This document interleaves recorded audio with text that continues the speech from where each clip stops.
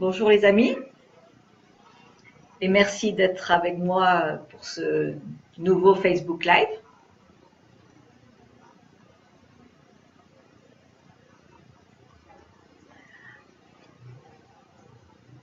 Alors avant de démarrer, j'aimerais vous préciser quelque chose qui me tient à cœur parce que j'ai eu des petits commentaires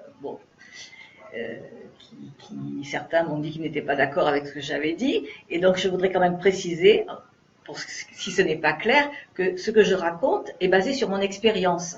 Donc c'est mon vécu sur mon vécu que je m'exprime aujourd'hui, et les fois précédentes aussi.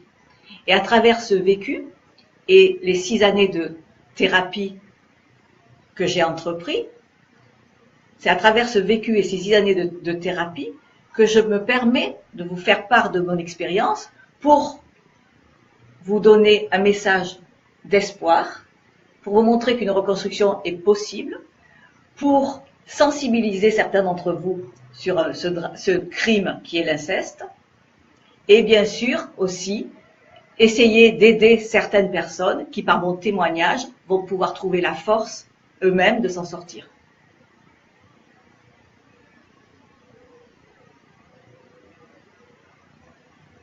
Donc, aujourd'hui, le thème, c'est la reconstruction, le chemin de la reconstruction.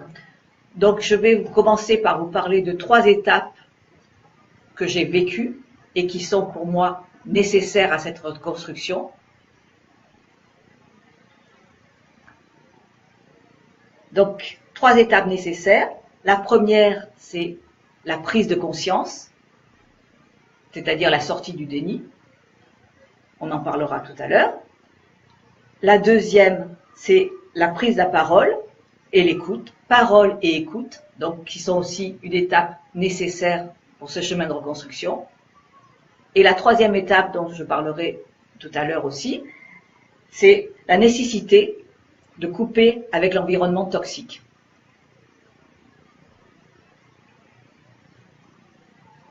Je vois bonsoir à ceux qui me disent bonsoir. Je vois des petits messages là. Oui, merci à vous d'être là et ça me fait beaucoup plaisir.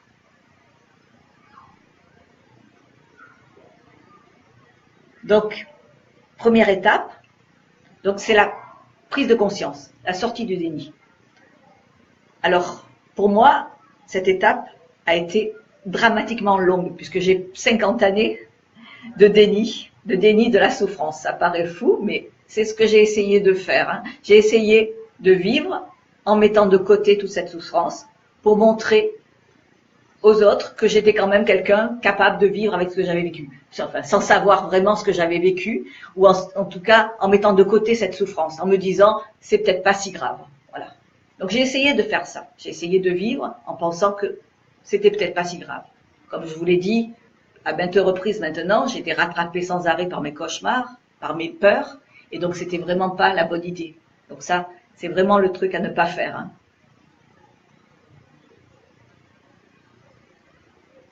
En plus, comme l'inceste, dans mon cas, a duré une dizaine d'années, voire plus, donc 10 ans d'inceste et dans une période de 50 ans de déni, pour sortir de là, c'est très très très difficile, parce que vous comprenez bien que je me suis construite comme ça, en mettant la souffrance de côté ou en banalisant l'acte.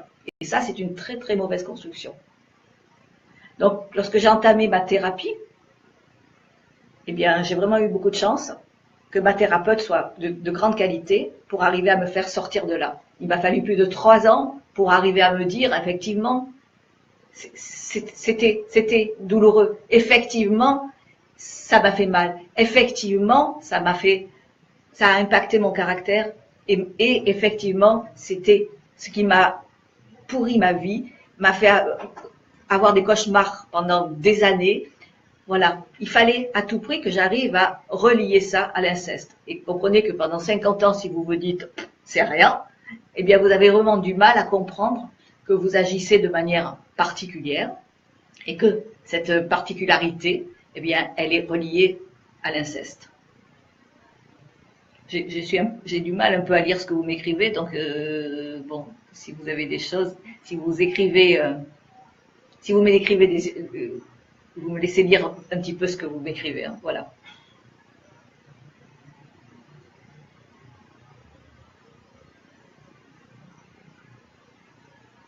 Voilà. Donc, est-ce que vous avez des questions sur ce thème? Parce que ça paraît, je pense, assez particulier de ne pas être capable de sortir du déni facilement. Ça paraît difficile à comprendre. Et pourtant, je peux vous donner des exemples qui n'ont rien à voir avec tout ça, mais on parle du déni de grossesse.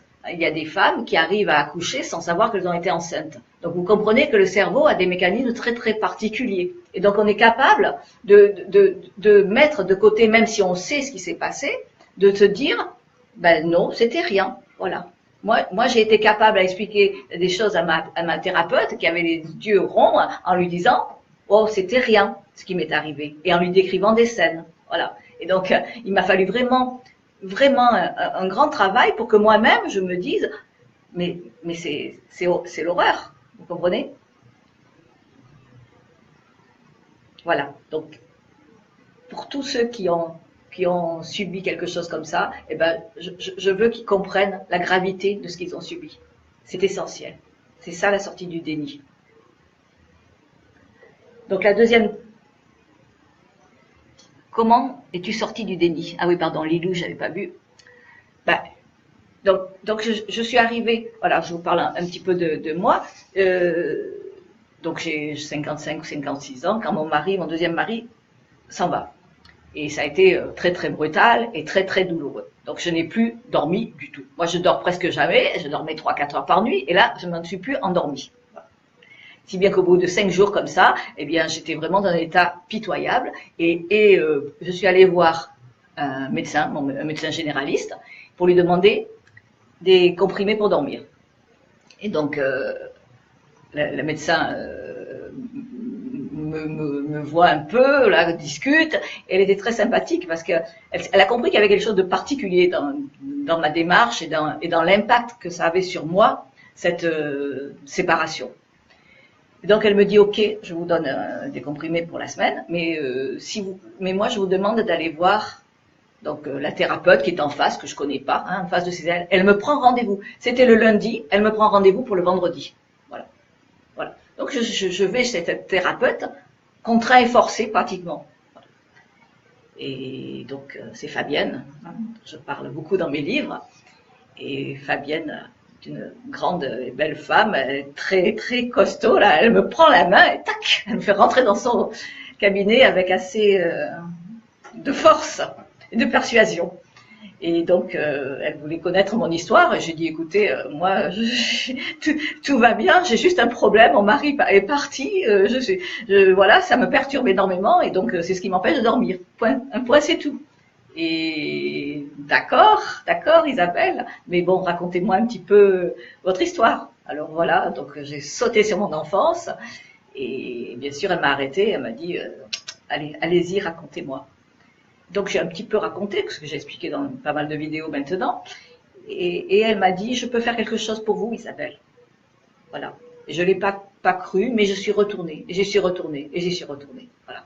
Et chaque fois, elle a mis des mots qui ont fait écho en moi et me perturber. Parce que, alors là, c'était très perturbant, hein, je peux vous dire. J'y allais à l'époque, au début, 2 fois par semaine, hein, puis après 1 fois par semaine. Mais j'en ressortais aussi malade que j'en étais rentrée, si ce n'est plus malade en fait. Parce qu'elle touchait des choses qui me faisaient très très mal. Mais j'avais envie, petit à petit, elle m'a donné envie de continuer en fait. Donc là, c'est très très important. C'est l'importance de l'écoute en face. Donc pour parler, eh bien, j'avais besoin d'une écoute qui me correspondait totalement. Et là, elle m'aurait correspondu. Elle était à la fois ferme, elle savait où elle allait, elle me trouvait les mots justes. Et donc c'était un travail de 3 ans avec elle pour arriver à comprendre effectivement que ce que j'avais vécu n'était absolument pas banal, absolument pas normal. Que ma colère, mon agressivité, puisque j'avais en moi beaucoup de colère, beaucoup d'agressivité, était pas centré du tout sur les bonnes personnes, et qui avait vraiment besoin que je comprenne tout ce qui s'était passé pour recadrer cette colère. Ma colère était légitime, mais comme j'avais voulu effacer tout ça, eh bien, elle était orientée ailleurs. Voilà. Donc c'est ça la sortie du déni. C'était donc comprendre que ce que j'avais dans ma mémoire, au fond de ma mémoire, eh bien, ce n'était pas du tout ni banal, ni normal, que c'était un crime, et que c'est ce qui avait engendré chez moi tant de colère et d'agressivité. Voilà. Donc, disons, je vous l'avais un peu dit déjà, 3 bonnes années de thérapie pour ça. Voilà. J'ai répondu à ta question, Lilou.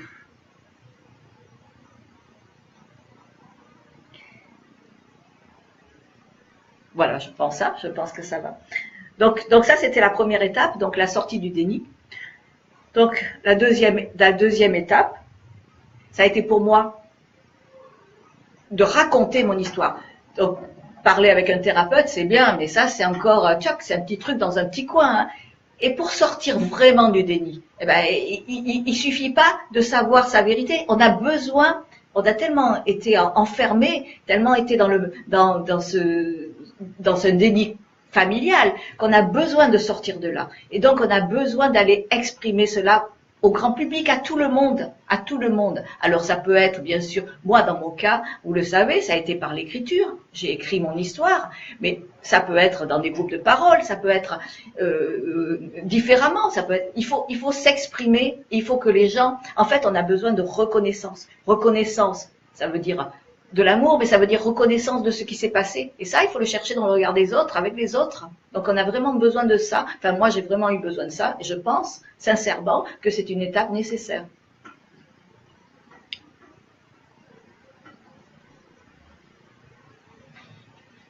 Donc, parler après la sortie des dénis. Évidemment, parce que c'est pas simplement il m'est arrivé ça, parce que ça j'étais capable de le dire pendant les 50 années, j'étais capable de le dire à quelques-uns, j'ai été capable de le dire à certains membres de ma famille, ils m'ont pas écouté, j'ai été capable de le dire à mes maris, j'ai été capable de le dire à des amis, mais c'est pas ça parler, c'est parler en comprenant sa souffrance, parler en comprenant le lien avec son attitude, c'est ça parler. C'est vraiment arriver à avoir compris tout ce qui s'était passé et tout ce phénomène-là. C'est ça, cette deuxième étape.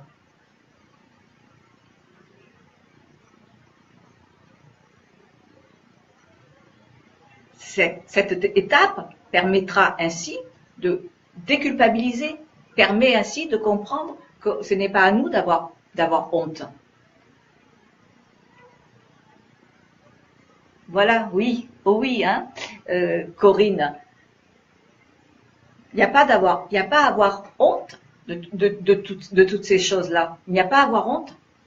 Ce qu'on nous a fait, c'est pas honteux, c'est honteux, c'est un crime, c'est criminel, c'est tout. Voilà. Donc, j'ai dit encore aujourd'hui sur Twitter, là, quelques-unes, vous avez un bras en moins. Vous avez le droit de vous balader et de vous montrer que votre bras est en moins. Hein, vous le cachez pas. Si vous avez envie de vous le cacher, mais vous pouvez très bien montrer comment vous êtes. Vous avez un handicap. Et puis voilà. Et ben c'est pareil. Donc, aucune honte à avoir subi quelque chose comme ça. Aucune. Et ça, c'est vraiment nécessaire pour pouvoir parler. Il faut plus avoir honte. Tant qu'on parle en cachette, c'est pas bon, c'est pas bon. On n'est pas encore dans l'étape de la parole. Pour moi, la parole, c'est une parole libérée. C'est avoir bien compris qu'on n'est pas responsable, que la responsabilité, elle est sur le bourreau.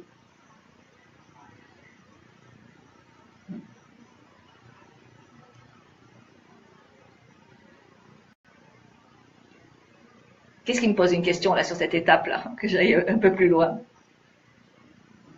Corinne insiste sur le fait de dire difficile la honte. Ah, je vois pas Corinne ce qu'elle a écrit. Il faut quand même apprendre à ne plus avoir honte. Il faut apprendre à ne plus avoir honte. Oui, bien sûr, Corinne. Bah oui, et c'est un travail. C'est un travail. Bon, moi avec ma thérapeute. Moi, j'avais honte, et comme beaucoup de victimes, bien sûr que j'avais honte. Et je l'ai eu pendant des années avec la thérapeute, j'avais honte.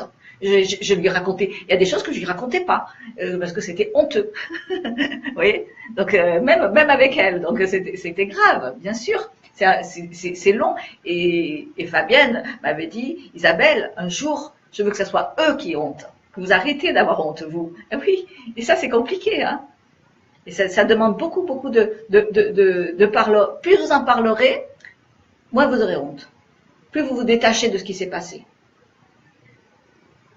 Parce que c'est laisser grandir la petite fille qui est en vous et ou le petit garçon, la petite fille qui a subi toutes ces choses. Il faut la laisser grandir. On l'a empêché de grandir. Et c'est pour ça qu'on est resté dans un état là à penser que c'est honteux. Mais enfin, ça va pas, non? Hein, c'est complètement. Il faut réfléchir. C'est idiot de penser que c'est honteux si on nous a fait du mal. Mais non. J'ai envie de dire une chose terrible, on devient complice du bourreau parce que le bourreau, en te faisant du mal, il te culpabilise. Oui, ben bien sûr, c'est ça. C'est la culpabilité qui nous a fait, à laquelle nous a amené le bourreau pendant des années, qui fait qu'on a honte. Il nous a manipulés. Il faut sortir de là. C'est ça. Il faut sortir. Cette petite fille qu'il a manipulée, il lui a fait croire qu'elle était responsable. Il lui a fait croire que c'était elle qui faisait ça. C'est pas vrai. C'est pas vrai. C'est pour ça pour sortir de cette honte, il faut bien comprendre que l'on a été manipulé, soumis à la perversité, oui, du bourreau, à la perversion peut-être, du bourreau. Donc c'est tout ce travail sur soi qu'il faut faire. Bien se séparer de cette emprise du pervers sur nous. Et ainsi, j'en arrive à ma troisième étape, hein, c'est cette séparation, cette mise à l'écart, mise à distance de l'environnement toxique. Je suis persuadée qu'on doit passer par là, par un éloignement de l'environnement toxique. Alors, comment j'ai fait ça, moi? Eh bien, je peux dire que c'est eux qui m'ont rendu un grand service. Voilà. Parce que pendant 50 ans, donc, j'étais complètement dans cet environnement, et j'ai même essayé de leur plaire et d'être une bonne petite, hein, et d'oublier, de mettre de côté tout ça, et de les recevoir, et d'être très bonne élève, et d'être comme il faut, mariée, avec enfant, tout comme il faut, pour me conformer à ce qu'on attendait de moi. Et donc j'étais enfouie là-dedans, étouffée. Je crevais d'être là-dedans dans cet environnement toxique où, bien sûr, j'étais rabaissée, puisque quand même, je n'avais pas été grand-chose. Hein. Voilà. Et donc, qu'est-ce qui s'est passé? Eh bien, j'ai donc, comme je vous l'ai dit, rencontré Fabienne. Je suis arrivée à écrire ce premier livre, La poupée d'Archimède. Et une chance, même si ça paraît énorme de dire ça, mais quand même, une chance, c'est que tous, ensemble, ils m'ont fait un procès. Tous. Voilà. Il n'y en a pas un pour rattraper l'autre. Alors, bien sûr, c'est très, très, très violent. Et on reçoit ça avec cette violence, on la reçoit, et ça, je peux vous dire que ça fait très, très, très mal. J'ai été sonnée par ça, par cet acte-là. Et puis, bien sûr, peut-être grâce à Fabienne, bien sûr. Mais quand même, j'ai bien compris. À ce moment-là, ils m'ont ouvert les yeux, qu'ils étaient vraiment tous en face à moi, tous aussi pourris les uns que les autres. Voilà, c'est comme ça. Et ça m'a permis de couper complètement. Sinon, j'avais toujours tendance à revenir vers eux, puisque j'avais quand même été fâchée quelquefois, mais j'avais essayé de partir. Mais chaque fois, comme un élastique, tac, je revenais vers eux. Et là, au moins, j'ai vu et j'ai analysé, j'ai compris.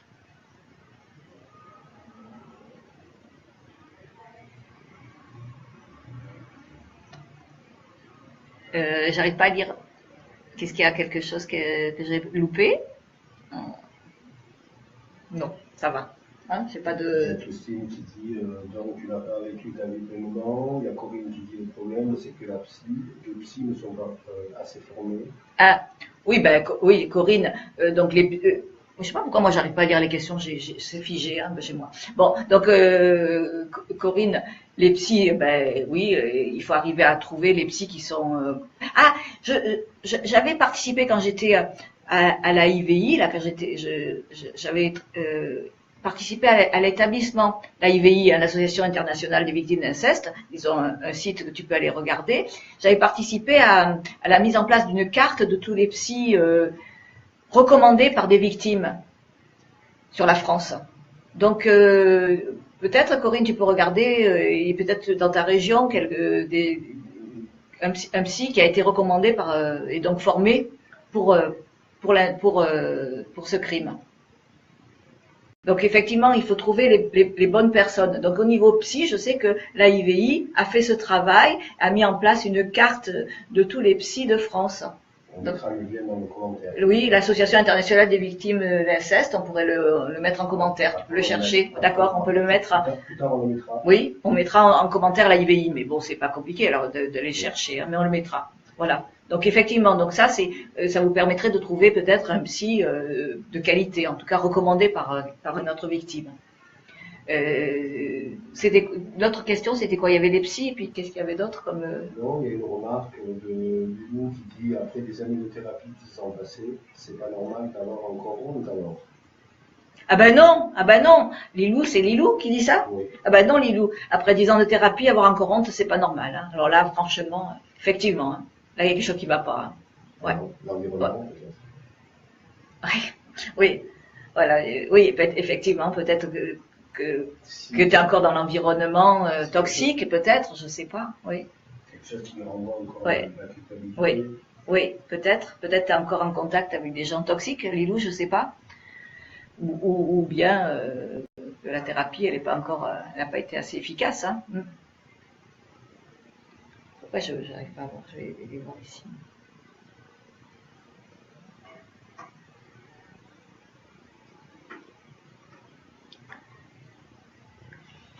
Bon, je vais lire, puisque j'aime bien vous lire. Donc là, donc on a vu, on a démarré la troisième phase qui est la nécessité donc de couper avec l'environnement toxique. Donc je vais vous lire un paragraphe toujours de l'Égide du papillon, puisque c'est dans l'Égide du papillon qu'il y a le plus d'enseignements. Hein. Donc le premier, c'est la poupée d'Archimède. J'ai craché ma vie, hein, crié ma vie.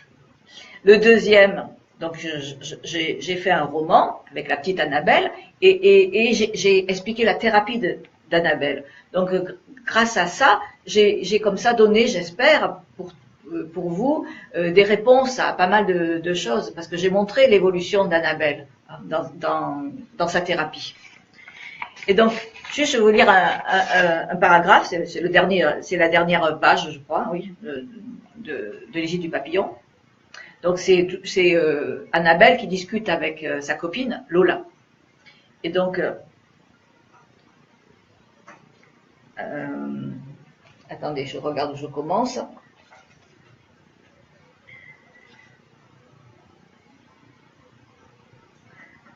Voilà. Et tu voudrais que toute cette humiliation, je la garde pour moi, qu'elle me fasse crever? Oh non, Lola, je veux me débarrasser du poids de la honte et de la culpabilité. Je veux leur envoyer en pleine figure. Je veux qu'à leur tour, ils connaissent la honte de ce qu'ils m'ont fait. Tu ne leur pardonneras donc jamais. On ne peut accorder son pardon que si l'agresseur reconnaît son acte, mais aussi le mal qu'il a fait. Je tourne la page, Lola. Je veux passer à autre chose. Alors, ces derniers mots renvoient justement à la honte et à la culpabilité, et donc rappellent que pendant toutes ces années, elle a vécu dans la honte et dans la culpabilité, et ça, elle en veut plus, et c'est hors de question, parce que c'est facile de comprendre que c'est pas honteux, je répète, c'est un crime qu'on a subi, on peut pas avoir honte du mal qu'on nous a fait, c'est pas vrai, on n'est pas coupable, on était un enfant qu'on a manipulé, donc aucune culpabilité à avoir, donc ça c'est facile, et donc facile pour moi aujourd'hui. Hein. Et donc, par contre, Lola est surprise qu'elle tu ne leur pardonneras donc jamais. Hein. Et donc, je vais pas traiter du pardon aujourd'hui parce que ça me dérange encore sans doute. Mais bon, juste quelques mots. Quand j'écris ce livre, donc c'était il y a 3 ans. Oui, 3 ans sans doute que j'ai écrit maintenant, oui. 2 ans en tout cas, voilà, 2 ans. Et donc j'ai évolué, bien sûr, j'ai continué ma thérapie, mais bon, pas trop sur le pardon. Hein. Même si vous m'avez posé plusieurs fois les questions. Alors d'abord, dans mon cas, puisque c'est de mon cas dont il s'agit, ils m'ont fait tous un procès, donc ils sont dans le déni le plus total de ce qui s'est passé. Pour eux, je suis la folle du siècle, hein, point barre, ou alors j'en sais rien de ce que je suis. Mais bon, ils n'ont pas du tout reconnu quoi que ce soit. Donc même pas, c'est même pas imaginable. Hein, donc le pardon, ça n'existe pas puisqu'ils reconnaissent même pas les faits. Donc ça c'est facile. Bon, maintenant, j'ai réfléchi un petit peu depuis que je parle avec vous là. Admettons qu'un bourreau vienne demander pardon à la victime. Voilà. Donc voilà. Alors là, admettons ça. Quelle réaction en face? Comment? Alors moi, je suis très très méfiante de ça. Parce que déjà, je sais qu'un bourreau, c'est un manipulateur, pervers. Donc le fait qu'il vienne retrouver la victime, même pour lui faire demander pardon, eh ben, ça m'inquiète. Hein. Moi, je préfère garder. Donc déjà, pour protéger la victime, je dis loin le bourreau. Ensuite, qui je suis pour accorder mon pardon? Mais qui je suis? S'il veut l'absolution, c'est pas avec moi qu'il peut l'avoir. Hein. Qui s'accorde lui-même le pardon. C'est ça, peut-être. Hein. Voilà comment je vois les choses. Alors, est-ce qu'il y a eu d'autres questions là pendant que je parlais là? Oui, en tout cas, il y a déjà Christine qui dit peut-être rare qu'un agresseur demande pardon. Oui, ça m'étonne aussi, mais bon, bon, alors lorsque on libère, oui, ce que j'ai pas dit tout à l'heure quand même, libérer la parole, j'ai parlé de l'écriture, hein, j'ai parlé de parler dans des associations, de parler avec une thérapeute, de libérer la parole par un écrit, etc. Mais bien sûr, il y a aussi l'action en justice. Donc, si on s'en sent capable, on peut aller en justice. Donc là, effectivement, peut-être déjà, la justice peut faire en sorte que le bourreau soit reconnu coupable. Et donc déjà, au moins, il y aurait reconnaissance des faits. Hein. Ça, c'est important. Hein. Donc, c'est pour ça. Oh, j'ai encore perdu mon petit ruban vert. Il est tombé. Donc, c'est pour ça que je suis engagée dans la lutte contre la prescription. Hein, parce que je veux, pour pouvoir réaliser l'étape 2, beaucoup de personnes auront besoin d'aller en justice. Hein, voilà. Donc, il faut à tout prix que la prescription ne soit plus d'actualité. Pas question de 10 ans de plus. Voilà, moi je trouve que c'est complètement fou. Il faut que le crime soit imprescriptible. Hein. Alors Corinne dit, encore faut-il pouvoir aller en justice. Oui, Corinne, c'est ce que j'ai dit. Moi, je n'ai pas pu y aller. Donc déjà parce qu'il y a la prescription, parce que certaines personnes, Corinne, parce que parfois le bourreau est décédé, effectivement. Donc des gens qui sont soumis à la prescription ou dont le bourreau est décédé, eh ben, ne pourront jamais aller en justice. Effectivement, Corinne, je comprends, et puisque je suis passée par là. Alors je dis aussi que ceux qui peuvent y aller, c'est bien qu'ils le fassent. Mais ceux qui ne peuvent pas y aller, ou bien ceux qui sont allés et pour laquelle la justice n'a pas reconnu les faits, parce que ça, il faut être prêt à ce que ça se passe aussi, d'accord? Tous ces gens-là, comme moi, eh bien, je dis, ils peuvent quand même se reconstruire malgré tout. Et heureusement, Corinne, parce que ça serait bien quand même encore horrible que notre bonheur, notre reconstruction dépendent encore du bourreau. C'est ça que ça veut dire autrement. Et ça, je ne peux pas leur accorder. Moi, je leur accorde rien. Je n'accorde plus rien, moi, au bourreau. Donc, je lui donne pas ce droit-là de m'empêcher d'être heureux, d'être heureuse. Même s'il ne reconnaît pas les faits, même s'il ne va pas, même s'il n'est pas jugé pour ça, ça m'est égal. Je m'en fous complètement. Moi, je veux le droit au bonheur, et pour le droit au bonheur, eh ben, j'ai pas besoin d'eux. Voilà. C'est tout.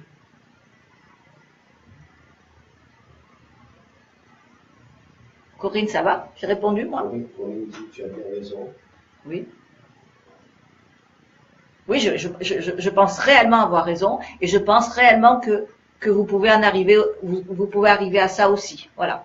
Je pense que ce que j'ai entrepris, ce que j'ai traversé, le chemin que j'ai parcouru, eh bien, il est accessible. Il vous est accessible aussi. Alors peut-être de rappeler les 3 étapes principales. Oui. Cette libération de ce... Oui, donc voilà, donc effectivement, je rappelle les 3 étapes pour arriver jusque-là, cette question-là, c'est donc la sortie du déni, et ça veut dire vraiment comprendre les souffrances, comprendre que ce qu'on nous a fait, c'est pas normal, relier toutes nos singularités, disons, hein,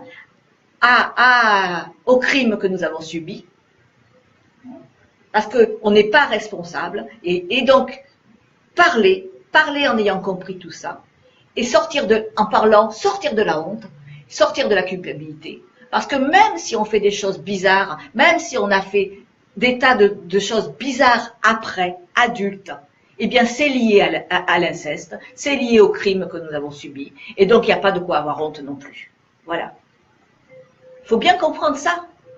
Et la petite Annabelle, dans l'égide du pavillon, je montre bien Annabelle boire, Annabelle, etc. Annabelle avoir des amants sans arrêt, etc.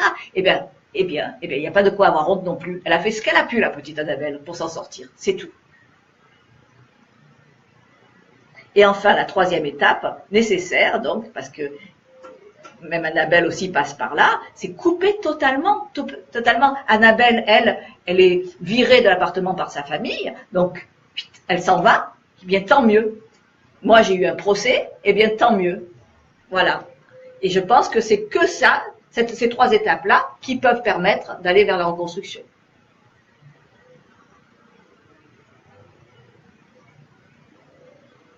Question que j'ai pas lue là? Bruno, là, j'y arrive pas. Il y a Corinne qui dit que tu es d'une aide énorme. Merci Corinne. Voilà, mais bon, elle ne disait plus. Mais encore une fois, moi je pense, je ne sais pas si tu n'as pas fait l'impasse sur le deuxième item, donc si tu peux rappeler les 3, parce que je pense que c'est extrêmement important. Oui, non, j'ai dit les 3 étapes, j'ai dit, il me semble, la prise de conscience, sortie du déni, la parole et écoute. Parole, ça veut dire parler, donc je dis parler, mais parler en masse, écrire, ou bien aller en justice pour ceux qui le peuvent, ou bien arriver à aller dans des associations ou des groupes de parole, ou comme on le fait sur des tas avec les réseaux sociaux aujourd'hui. C'est ça, c'est arriver à raconter son histoire, arriver à la raconter, comme j'avais dit la dernière fois, la raconter à son nom propre. Parce que c'est en la racontant à son nom propre qu'on sort de la honte. On se réapproprie son histoire et il faut arriver petit à petit à être fier au contraire. C'est pas la honte qu'il faut avoir, c'est être fier de ce qu'on a fait, fier d'avoir survécu, fier d'être debout encore. C'est ça ce qu'il faut faire. Parce que c'est pas évident. Et est-ce que justement, parler, la parole, c'est pas un des moyens majeurs de la sortie du déni?